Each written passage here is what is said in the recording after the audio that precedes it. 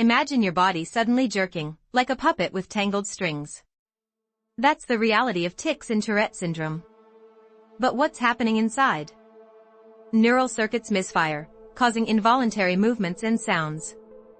Inside the brain, a chaotic scramble between the basal ganglia and the frontal cortex is to blame.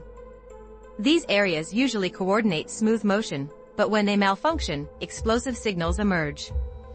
The result? Complex tics that can mimic everything from a simple blink to elaborate gestures. Patients often report a premonitory urge, an uncomfortable feeling building up. Then, relief through the tic.